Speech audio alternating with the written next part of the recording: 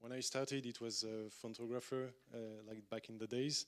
And actually, it had all the features one could expect from font creation software, except just the ones I was looking for, which was the ease of use and the speed in the process. And what we do at FontSelf is we don't focus on features per se, except that making an experience that's really enjoyable, very accessible to anyone. And this is where we look at features in a way that how can type making be really accessible. And so we might have less features than some other font editors, but this is intentional. This is really because we want people to be able to start creating their own fonts. And we actually believe that FontSelf could be more like a jump board for people who want to start playing with font creation.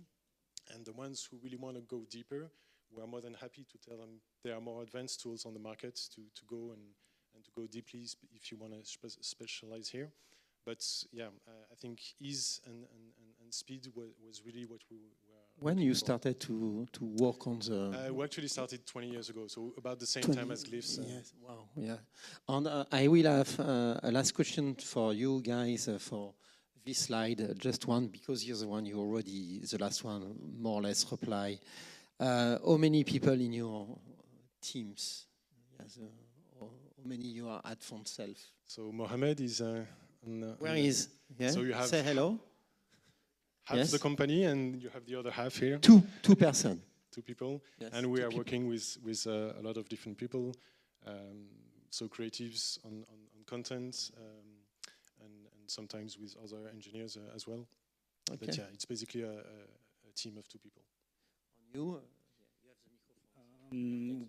We are 3.5 people, and. Well, when we talk about team, we talk about full-time or not, right? So yes, there are half people in a working context.